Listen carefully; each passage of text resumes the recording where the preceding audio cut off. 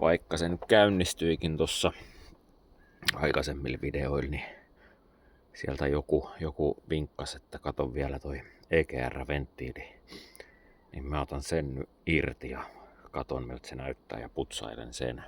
Mä sain hommattua siihen uuden tiivisteen tossa, niin sitten kun laittaa sen takas paikalleen, niin saa sen uudelta tiivisteen, kun se kuitenkin menee paskaksi tossa, kun mä revin sen tuolta pois. Nypätään se irti. No niin, eli se olisi nyt sitten toimetikkä tossa. Onkohan se niinku kahdella se taitaa kiinni siellä olla. No tässä nyt jatko.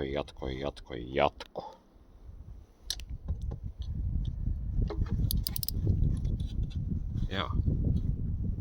Ai että. No niin, se olisi siinä. Ja kiitos vaan vinkistä. Tämähän näyttää aika lailla karstaselta. Oletan nyt, että sen pitäisi olla nyt kiinni asennossa ja näkeekö siitä. Aika paljon staffia siellä on. Puhdistetaan vähän. No niin, otetaan tämmönen testi. Mä putsailin tuolta noin. Niin kuin näkyy, että siellä vieläkin tavaraa on, mutta siellä on myös Bracklini täynnä. Katsotaan, tuleeko se nyt pihalle tuolta. Kyllä sieltä hiukan valuu. Ihan täysin tiivis se ei oo. Täytyy jatkaa putsaamista. No nyt mä päädyin niin radikaaliin ratkaisuun, että mä heitin sen pensaan tonne lillumaan. Niin antaa se siellä muhii hetken aikaa, niin ehkä sieltä sitten paska lähtee helpommin. No niin, nyt mulla on pensaa siellä täynnä. Kyllä se sieltä hiukan valuu. Tuskin tää nyt ihan täysin tiivis on missään tapauksessa, mutta hiukan sieltä nyt läpi tulee edelleen. Tota on ihan saatana hankala nimenomaan tiivistepintaa putsata. En ole vielä keksinyt, miten sen saisi niinku putsattua muuta kuin tällä liuottavalla. Ja nyt täällä on sellaiset käryjät, että menee jo äänikin. Kyllä se kuule niin vaan on, että kun sitä liuottelee, niin nyt sieltä ei enää tuu mitään pihalle. Ja siellä on ihan oikeasta tavaraa, niin kuin näkyy. No niin, nyt se on putsattu niin hyvin kuin mä sen saa. Tosiaan noit. Joo, ei kuvattu tolleen. Tuolta on tosi hankala puhdistaa niitä tiivistepintoja. Eikä se oikein edellisessä videossa näkynyt, että se piti. Kun mulla on 2 tahtia pensaa, niin se oli ihan öljyinen. Se siinä ekassa se näkyy paljon paremmin, kun se lähti valumaan, kun oli sitä Bracklinia. Mutta kyllä sieltä nyt jotain poieskin tuli. Piti vielä putsailla toi lohkon puolen tiivistepinta.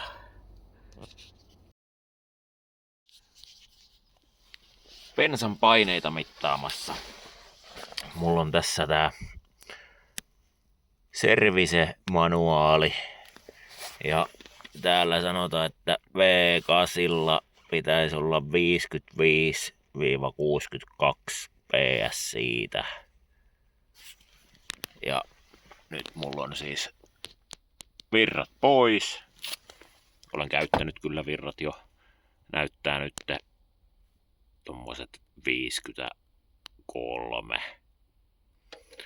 Väännetään virrat päälle. Niin se nousee 55. Eli bensapumppu. Ja siellä on vissiin joku hullun kiertokin. Niin. En tiedä. Jos joku tietää, niin kertokaa. niin se näyttäisi sitten toimivan. Ja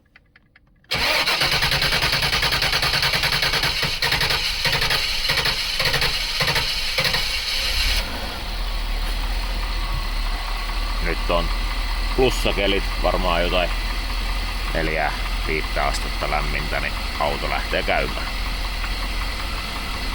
Ja mitäs se nyt näyttää sitten kun se käy? Näyttää niinku 52 PS siitä. Niin kuin huomaatte, niin ei se ihan täydellisesti kyllä käy. Varmaan tumppaa kun antaa kaasu.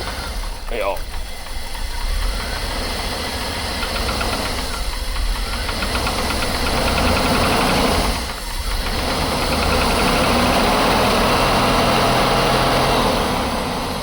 Mitäs muuten toi painemittari sanoo, kun antaa kaasua?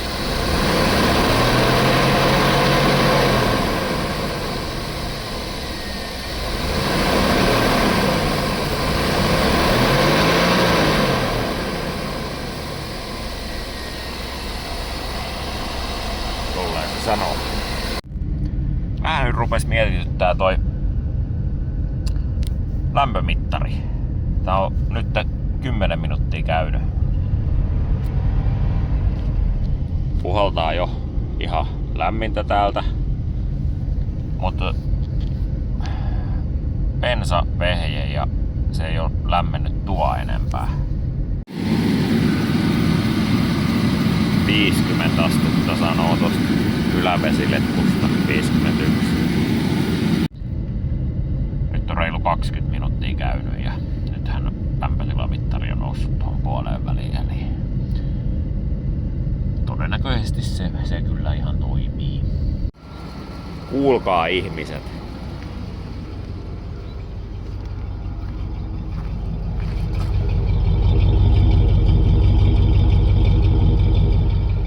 Toi on se ääni, kun kaikki 8 pyttyy käy.